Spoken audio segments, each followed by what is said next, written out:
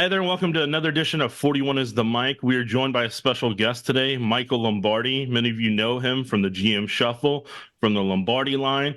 He's also an author. It's one of the books I'm getting, Gridiron Genius. I got it. I'm going to read it after the draft's over with. It's the treat for myself to hear what this man has experienced, what he's been through, working with Bill Walsh, working with Al Davis, Bill Belichick, working alongside each one of them. Michael, thank you for taking time to join us. It's always good to talk to Chief fans. I appreciate it. Great respect for the great Chiefs. I watched that horse run around that field way too many times. But as the Raiders rivalry, it's always good to join you guys and talk about it. What I don't think people really understand about the rivalry, why it was so deep between the Raiders and the Chiefs. I wrote about it in my book, Football Done Right. It is that when Al Davis was the commissioner of the AFL, Lamar Hunt founded the AFL.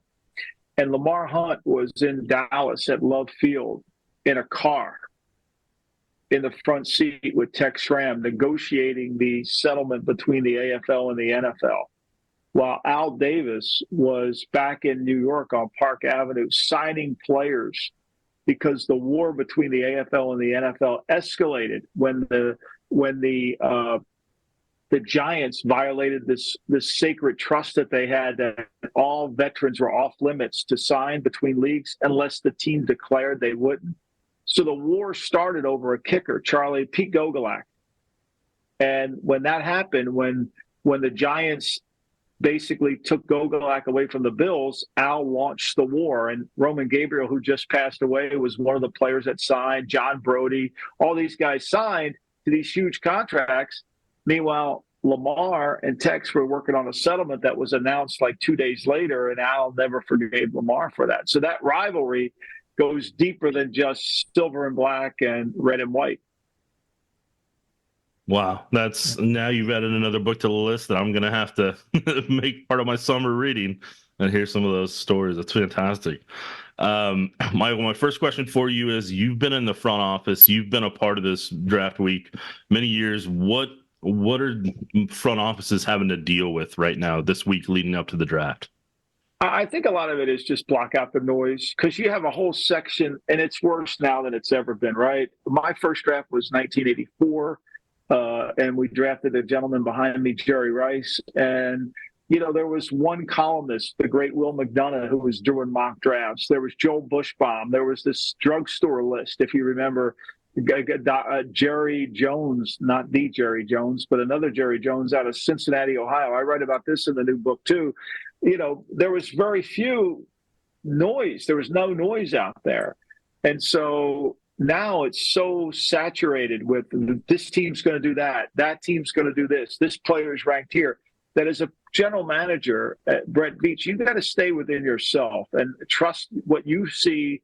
Don't listen to what other people see. And that's a hard thing to do. Andy obviously will do it really well because that's what he does. But that's part of the biggest issue now, is getting everybody to not react to the noise. Michael, we got to see a little bit of the inside baseball, at least, is about how general managers work about trades when the Chiefs took Patrick Mahomes, because after the fact, we learned John Dorsey had been working with the Bills on that deal for weeks about identifying, where to move up to.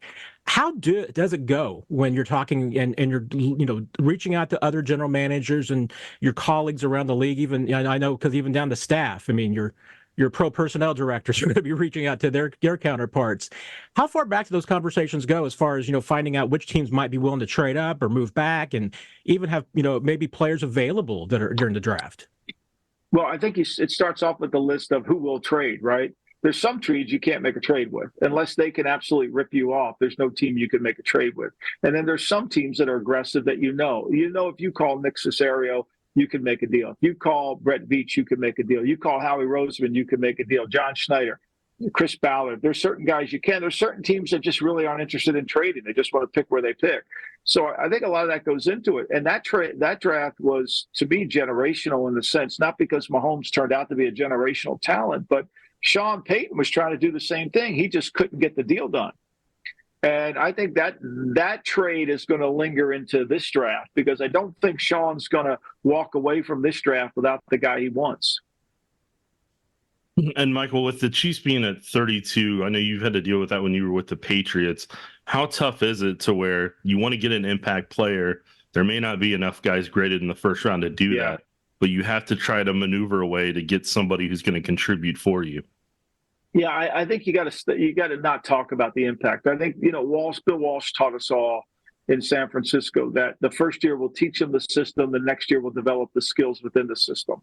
And I think that's really what it is. And because the year is so long and there's so much time between May and January when the Chiefs are still playing, you're hoping this guy they drafted 32 the second half of the year will make a contribution, and to think he's going to come in and take the world by storm, it's hard to do. It's hard to do from a freshman to a college, to a freshman in senior in high school to a freshman in college. It's hard to do at 32. Look, I think they want to get somebody who has the traits that they know could be a potential starter. And when you're picking at 32, you have to throw your depth chart out. Like, you're not going to get a corner as good as Snead. You might, but it just might not happen right away. So I think, to me, that's the biggest thing you have to really pay attention to, is just pick a really good player that has the traits that you're looking for, that fits the profile and the criteria that you've set forth. Michael, right now, the Chiefs at least have 3 picks in the top 100. How important is it, especially in a draft like this year, because I know, Brett Veach has talked about maybe in the 4th and 5th rounds, the quality drops off and the players are much older in this year's draft than maybe they have been in the past. How important is it to get a value in that top 100 versus trying to maybe get more quantity, maybe being flexible enough to move down or move up if you want to get additional picks? Well, I think that what you're discussing is the horizontal board, right? And the horizontal board is, do you take a corner or do you take the left guard? And they both have the same grade. And so what you're trying to do on the horizontal board is get potential starters. And if you're Brett Veach, that's really all you're going to get. That's what's going to feed to you. To think you're going to get a day one starter at 32 is hard to imagine, especially when most drafts rarely have more than 20 players graded in the first round. The fans have 40 players in the first round. Most draft rooms maybe have 20, maybe. I've been in some that had 15, and when you say first round, there's verbiage that's attached to it, correct? So, anybody can be a first rounder. I could be a first rounder, but if you attach verbiage to it saying that he will start in the National Football League and make a significant impact, you can't attach that verbiage to me. So the verbiage has to be attached to the player. And for Veach, the verbiage will be, this guy has the potential to be a starter for us in his second year in the league. And that's a really good pick if he can find those guys. And if he can get to the 4th round and still find that, man, that's utopia. That's great. And knowing that, like one year in New England, we drafted Trey Flowers in the 4th round. We drafted Shaq Mason in the 4th round. We got 2 really good starting players in the 4th round that contributed to Super Bowls, more than what we got in the earlier rounds. So I think that's kind of what you're looking for. You mentioned that, and Brett Veach had told Nick that he's got 221 players on his draft board, but he doesn't expect he's probably going to get past 150 in the draft. The rest is going to be for undrafted free agents that they're looking at afterwards. Especially you looking at those pockets that you're talking about. You're maybe going to have 15 to 20 players in the first round. How do the additional pockets go? I mean, is it like another maybe 20 to 30 players that you're thinking of a second round grade? And then how much distinction is there between maybe a 3rd and a 7th round pick sometimes? Well, there's a huge distinction, right? I mean, now you could, but every board's different. It's a giant jigsaw puzzle. Every board's different. So, look at Brock Purdy. They had a 4th round grade on Brock Purdy in San Francisco. And if they don't take him as Mr. Irrelevant, he goes undrafted. So that meant the rest of the league didn't have a draftable grade on him. And so that's the variance that you're always dealing with. And so you may have 150 guys on your board, but that, 50 of them may not be graded in the same area that you're grading them. And you just have to be right with your grade. So I think, to me, you're hoping to get into the 5th round where the variance is you're still thinking about getting potential starters. But when you get later, remember, we used to draft 17 rounds. We used to draft 12 rounds, and we think we're getting value down there. And so when you're looking for traits, like what plays in the league, like when you look at Isaiah Pacheco, like he's got size, he's got speed, he's got toughness. Did he have the production at Rutgers that would allow him to be drafted? Not really, but he has traits. then when you have a coach and a coaching staff like the Chiefs have, which are really good at developing talent. See, this is the key element. This is where football is different than baseball, right? In baseball, the general manager picks the players and they have the farm system to develop them. If the GM picks the players without the head coach's support and insistence on player development, the chain breaks. Like, I'm a really personnel guy if that chain's not intact. I can be a really good personnel guy if that chain's intact, where Belichick or Walsh or coach and the coaches are developing talent. That's where Veach gets such an advantage, because he has a coaching staff that's going to develop the talent. Now, you also have to be realistic and say, look, this guy's not good enough. We got to get rid of him. You know, or like Andy, look, even though we drafted Edward Helaire in the first round, we're going to play Pacheco because he's the better player. Now, Michael, if you're in Brett's shoes this week, is there certain players you're looking at, or what are you looking at 32 in terms of maybe trading up, trading down? Where's kind of your mind at with that? I think if for him to trade up, it's got to be somebody that he could see within in that 20 area, or that he could get to, that he feels like could make an impact, right? So we know that they're a man-to-man team. We know they want to play man-to-man team, and they lost their best corner in Snead. You know, and we know McDuffie's a really good player. Is Joshua Williams, the 4th-round pick 2 years ago, going to be able to play? Will Watson, the 7th-round pick 2 years ago, can he play? I mean, there's some concern there. So he's got to say to himself, can I get up to get Mitchell? What would it cost? You know, and that doesn't mean he's going to do it. That just means he's asking the question, can I go up? Could I go up to get another, you know, because every draft, everybody thinks that every corner's the same, right?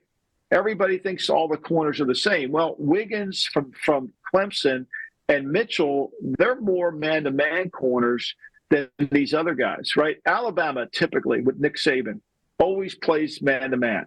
But this year, for the first time in a long time, he played a lot less man, a lot less. What does that tell us as evaluators? That tells us that maybe he doesn't think Kool-Aid or Arnold are great man-to-man players. They're good corners, but they might not fit what Andy and Steve Spagnuolo want to do. So if you're Veach, you got to realize, okay, if we don't get one of these guys, what are we going to do?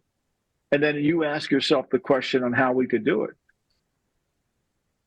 You know, when you're preparing for the draft, how much do you look forward to future years as far as how the roster is constructed? You know, for instance, the Chiefs have a really strong 2021 draft class that are going to be free agents after this year, like Creed Humphrey, Trey Smith, Nick Bolton.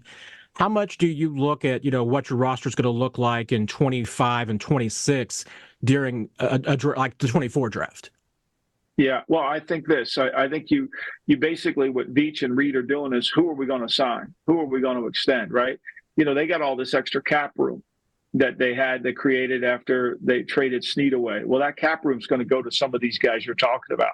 And I think that's where you've made that decision. You know, so you've sat there and said, okay, here's our team. And as if you're the GM, you have a 2-year visual of your depth chart. We got to get this guy signed. This guy's a replaceable player. Like, we could find equal or maybe better, not significantly better, just better value at a cheaper cost. You see, everything is time and money. Like, if we let this player go, if we let Trey Smith go and don't match his number, then how do we replace him? And that's kind of what you have to you're constantly asking that, because you're constantly knowing that, okay, we've made the decision, we're not going to sign this guy to an extension. It's going to be too expensive. They made that decision with Snead. It's too expensive, but they wanted to get a draft pick for him. They did. But you put that in place in terms of how you're manipulating the roster. Matt, you got any final questions?